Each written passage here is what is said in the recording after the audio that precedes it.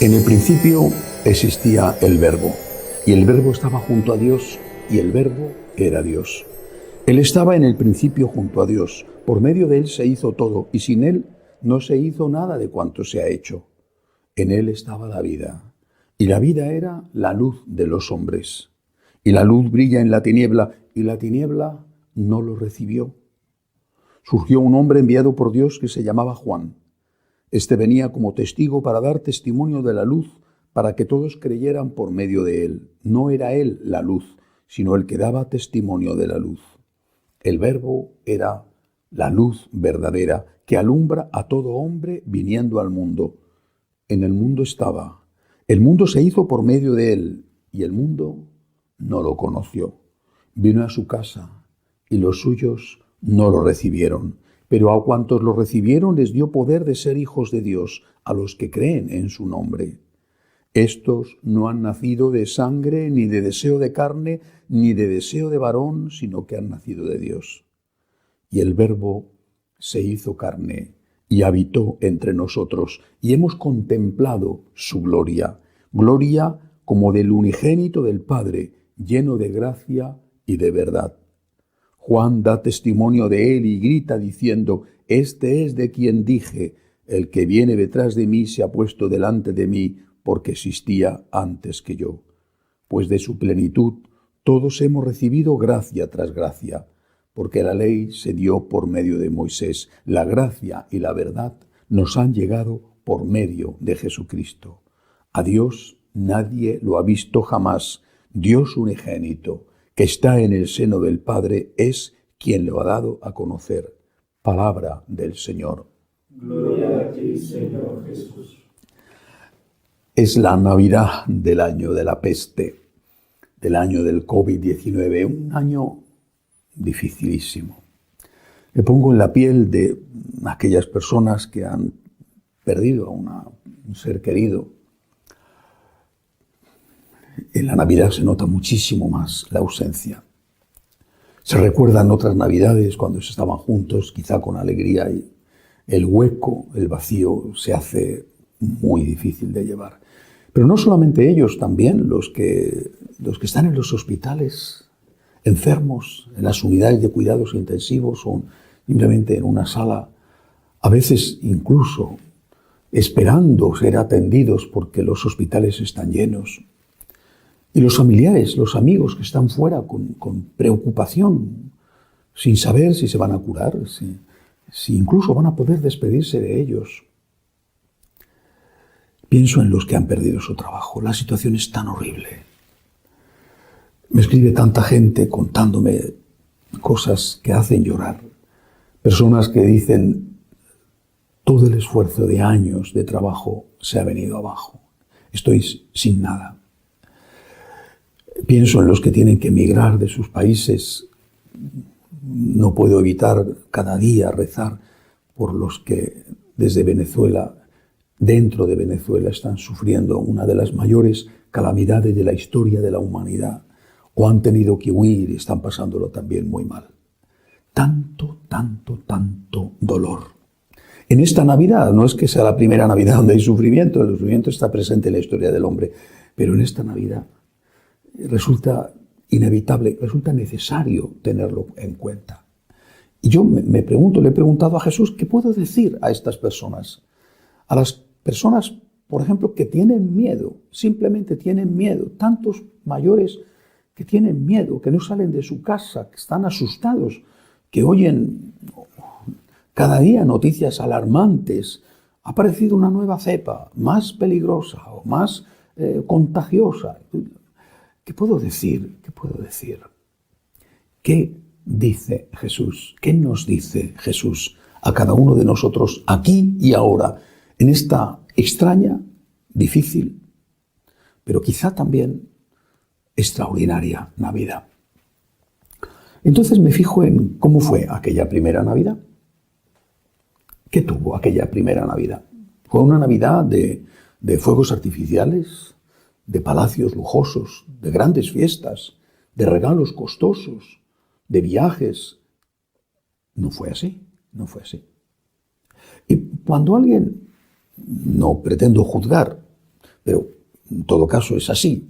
Cuando alguien me pregunta, ¿y para qué me sirve a mí creer en Dios? ¿O para qué me sirve? ¿Para qué sirve que Dios haya nacido y se ha hecho hombre y haya nacido pobre en la cueva de Belén? ¿Para qué me sirve? A mí me serviría muchísimo más.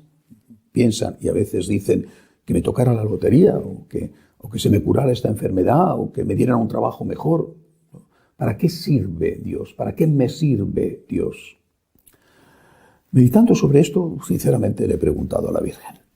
He dicho, ayúdame a contestar a estas personas que están sufriendo, lo están pasando mal. No todos los que están sufriendo hacen esta pregunta, pero sí muchos. Y muchos se han ido. Incluso muchos de los que se han ido, que no tienen fe, siguen haciendo esa pregunta, lo cual no deja de ser sorprendente. Si no tienen fe, porque hacen preguntas a Dios, pero aún así eso sucede. Le he preguntado a la Virgen, por favor, Madre, tú en Belén, en la cueva de Belén, en medio de aquella situación, ¿te preguntaste para qué te servía a ti el nacimiento de tu hijo? Y sinceramente me ha parecido a mí, por lo menos a mí me lo ha parecido, que la Virgen se quedaba muda de sorpresa, estupefacta, sorprendida ante la pregunta y con su extraordinaria humildad me decía, nunca lo pregunté y nunca ni siquiera lo pensé, nunca me lo planteé. ¿Para qué sirve Dios? ¿O para qué me sirve Dios? Sinceramente es que me quedo sorprendida de que esto alguien se lo plantee y alguien lo pregunte. ¿Para qué sirve Dios? Pero ¿cómo puede ser que alguien pregunte esto? ¿Y por qué? Me dijo, ¿por qué tu sorpresa? ¿Por qué? Y la respuesta vino enseguida. Pues porque yo, me dijo la Virgen, soy la esclava del Señor. Soy la sierva. ¿Cómo que Dios me tiene que servir a mí? ¿Pero qué es esto? Es extraño este planteamiento. La pregunta me desconcierta. No atrevo a pensar en alguien que pueda imaginar que Dios tiene que estar a su servicio. ¿Para qué sirve Dios? ¿Para qué me sirve Dios? ¿Para qué me sirve el nacimiento de Jesús en Belén o la muerte de Cristo en la cruz? ¿Para qué sirve? Ahí está el problema, en el verbo servir. Empleado de Dios hacia mí, no de mí hacia Dios. María nunca se planteó para qué le servía Dios, porque ella sí se planteó que ella era la sierva del Señor. No es para qué me sirve Dios, sino ¿y cómo tengo yo que servir a Dios? ¿Cómo tengo yo que servir al Señor? Cuando uno ve el relato, sobre todo de San Lucas, que es el que mejor lo cuenta, no solo, pero sobre todo San Lucas, el relato de la Navidad, ves que hay dos grupos de personajes, unos buenos y otros malos, la vida misma, ¿verdad? Y entre los personajes buenos que acompañan a nuestro Señor en aquel momento están, por supuesto, la Santísima Virgen, San José. También están los pastores, gente pobre, gente del campo. Supongo que algunos de ellos serían dueños de sus ovejas, pero la mayor parte de ellos seguro eran asalariados, gente pobre. Pero también estaban los magos, los reyes magos que llamamos, eran gente sabia y gente rica, tenían oro para ofrecer. Hay un grupo bueno, María, José, los pastores, los magos, no pidieron nada. No pidieron. Todos ellos tienen en común que fueron a dar. Y luego está el otro grupo, no solo, pero simbolizado por Herodes. Herodes tenía miedo a Jesús. Jesús no le servía y él desde luego no quería servirle. Le tenía miedo porque no le servía, no le era útil, al contrario, era peligroso. Temía que fuera un descendiente de los antiguos macabeos que pudiera competir con él por el trono. Herodes no quería servir, quería servirse. El verbo servir era utilizado por María, por José, por los pastores, por los magos. Era utilizado de ellos hacia Dios. ¿Cómo puedo yo servir a Dios? Mientras que en el sector contrario, el verbo servir era utilizado de los hombres, al revés, de Dios hacia Dios. ¿Cómo me puede a mí servir Dios? Este es el primer planteamiento que tenemos que hacernos. De verdad, honestamente, no estoy hablando a los ateos. Bueno, no estoy haciendo una homilía en una misa de Navidad. Y tampoco estoy hablando a los paganos bautizados. Bueno, pero sí me duele que para tantos de nosotros la pregunta sobre la utilidad de Dios sea la pregunta principal de nuestra relación con el Señor. Es una pregunta equivocada, muy humana, y no pretendo juzgar, pero es una pregunta equivocada. No es la pregunta de la Virgen.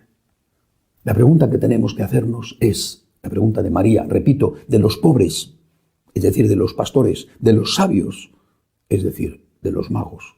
La pregunta es, ¿cómo puedo yo servir a Dios? ¿Por qué? ¿Por qué los pastores no fueron a pedir sino a dar? ¿Por qué la Virgen no se planteó qué ganaba ella con la encarnación de su hijo? Y desde luego, si se lo hubiera planteado antes, allí se hubiera llevado una sorpresa, porque el niño nacía en las condiciones más míseras que se puedan pensar. ¿Por qué los magos hicieron ese largo viaje para llevar regalos y no para pedir cosas? ¿Por qué?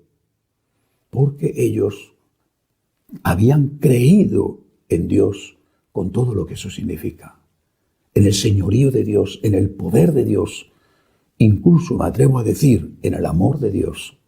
Habían creído y eran conscientes de que habían recibido. Empecemos entonces por ahí. Estás enfermo. Estás enfermo en un hospital, sufriendo, no tienes trabajo, has perdido un ser querido. Vale, de nuevo vuelvo a plantear la cuestión. ¿Qué tengo que decirte? Te lo voy a decir con mucha claridad. Lo mismo que me lo diría a mí mismo y lo mismo que se lo diría a los pastores o a los que estaban enfermos. También en aquella época lo sabía, y a lo mejor alguno de los pastores estaba con algún dolor profundo en su cuerpo o en su alma. Has perdido un ser querido. ¿Lo has tenido? ¿Te has parado a pensar que eso es un don? No tienes salud. ¿La has tenido? ¿Te has parado a pensar que no tenías derecho a tener salud? No tienes dinero. ¿Lo has tenido? A lo mejor incluso puede ser, no en todos los casos que es así, si no lo tienes es por culpa tuya. En cualquier caso, la experiencia de aquellos, siento tener que decirlo con toda franqueza porque me lo digo a mí mismo, la experiencia de aquellos era que todo era un don inmerecido, que la vida que tenían, el pedazo de pan que podían llevarse a la boca, la poca o mucha salud que tenían, el techo bajo el que se cobijaban, aunque fuera de cañas o de barro, era un regalo. Yo no tengo derecho, es un don de Dios. Y es desde ahí, desde donde ellos se plantean la vida. He recibido, ya he recibido. Y esto es un regalo, no me lo merezco. Quiero servir, no servirme, sino quiero servir. Dios está por encima de mí, soy su servidor. Él me ha creado, Él me ha dado todo lo que tengo, que no es lo que me gustaría, quizá no es lo que puedo pensar que tengo derecho, pero es lo que tengo. Es mi Señor y yo soy su siervo. Él me ha dado y yo tengo que devolverle. Y por eso voy a darle el poquito de pan que le llevaron los pastores, quizá un poco de leche de oveja o de cabra, quizá un quesito, o el oro, el incienso y la mirra, y sobre todo el cariño de los brazos de María y el profundo amor de San José. Soy un siervo del Señor, he recibido lo que tengo, incluso lo que ya no tengo, también lo recibí. Voy a dar gracias a Dios, voy a servir, no a que mi Señor se convierta en mi criado, mi esclavo, y que me sirva, y si no me sirve, si no me da dinero, salud, poder, influencias, le despido. Le echo a la oscuridad y a las tinieblas. Ya no creo en Dios. Ya me he enfadado con Dios. Nunca creíste en Dios. Nunca. Tu fe se ha roto porque tu fe no existió o era muy frágil. Señor, yo soy tu siervo y tú me has dado todo lo que tengo, todo lo que soy, todo. Quizá, repito, no es lo que me gustaría, pero yo soy tu siervo, como María. Y desde ahí, repito, me planteo la Navidad. Soy tu siervo, Señor. ¿Cómo puedo ayudarte? ¿Cómo puedo servirte? ¿Cómo puedo agradecerte? Entonces sucede lo sorprendente, lo maravilloso. Dios nunca se deja ganar en generosidad. Dios nos ha amado primero con la creación, con todo lo que somos y tenemos. Pero cuando tú te acercas a Dios como María, como los pastores, repito, no solo como la Santísima Virgen Inmaculada, sino como todos aquellos de la parte buena, a decirle, gracias, aquí estoy, ¿cómo puedo servirte? Entonces Él resulta que te devuelve el 100 por 1. Lo dice, al que deje mujer e hijos, casas y campos por amor a mí, le daré 100 veces más en la tierra y la vida eterna en el cielo. Eso es lo que hace Dios. El pastor fue a llevar un poco de pan, una piel de oveja. El rey mago fue a llevar oro o incienso o mirra. ¿Y qué se llevaron? No iban a buscar, no iban a pedir, iban a dar, pero recibieron muchísimo más de lo que habían llevado.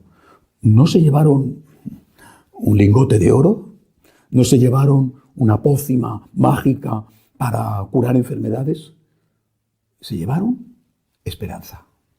Esperanza, eso se llevaron. De hecho, el ángel le va a decir a los pastores, os ha nacido un Salvador, os ha nacido un Redentor, y vais a ver como prueba que hay un niño acostado en un pesebre. No dijo, vais a ver como prueba que la cueva brilla de oro, se ha convertido la piedra en oro fino. No dijo eso. La prueba es, hay un niño acostado en un pesebre. ¿Por qué? Porque el niño es la esperanza. Y esto es lo más importante que Dios nos da en esta noche. A nosotros, que no vamos al Belén a decirle, ¿de qué me sirves? A nosotros, que como María queremos ir llenos de gratitud, porque lo poco o mucho que tenemos, lo que hemos tenido, incluso el sufrimiento, a nosotros que damos gracias por eso, el Señor nos regala lo más valioso, la esperanza. Hay vida eterna. Hay vida eterna. Te perdono los pecados.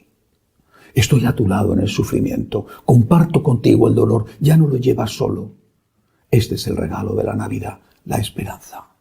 La maravillosa esperanza de saber que esto, son palabras de Santa Teresa, al final, de verdad, no es más que una mala noche en una mala posada. Hay vida eterna.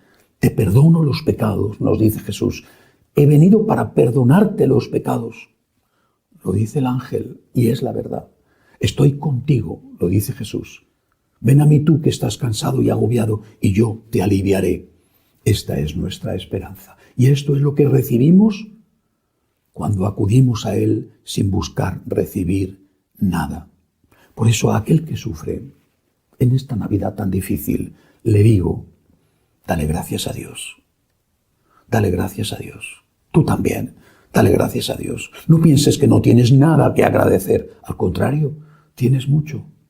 Lo que tuviste y no tienes, tienes que agradecérselo. Lo que te queda, tienes que agradecérselo. Y ya verás cómo Él, loco de alegría y de amor ante cualquier persona agradecida, te devuelve muchísimo más. No sé si hará un milagro, que los hace, y te curará del virus o te llamarán del trabajo soñado. No lo sé, pero sí te dará, repito, la esperanza. Hay vida eterna, te perdona los pecados y está a tu lado en el sufrimiento. Quiero terminar con una idea de una carta bellísima que he leído hoy mismo. Es una carta escrita por el cardenal Pell desde la cárcel cuando estaba incomunicado en aquellos meses que pasó terribles, acusado de lo peor siendo inocente. El cardenal Pell escribe y dice, en aquel tiempo oscuro no podía ni celebrar misa. En aquel tiempo durísimo sabía que podía ofrecer mi sufrimiento por la Iglesia y por la humanidad. A ti que sufres, y quién no sufre, a ti que sufres, a ti que tienes miedo, a ti que no sabes lo que puede ser mañana, a ti te digo, Dios te ama, te ha amado, y tu sufrimiento tiene un gran valor. Quizá el problema está en que hemos hecho de Dios un siervo nuestro y en que no hemos enseñado a nadie ni a nosotros mismos el valor de ese sufrimiento. Queremos que Dios nos sirva y nos parece que el sufrimiento es inútil. Cristo viene a decirnos, te amo infinitamente, pero no como tú piensas, no para lo que tú quieres. te amo infinitamente y te doy la esperanza. Y tu sufrimiento es lo mismo que yo he hecho, es corredentor y te puedes unir a mi redención, a mí que soy el Redentor, te puedes unir a mi redención para ayudar a otros que necesitan ser redimidos como tú lo necesitas. Que así sea.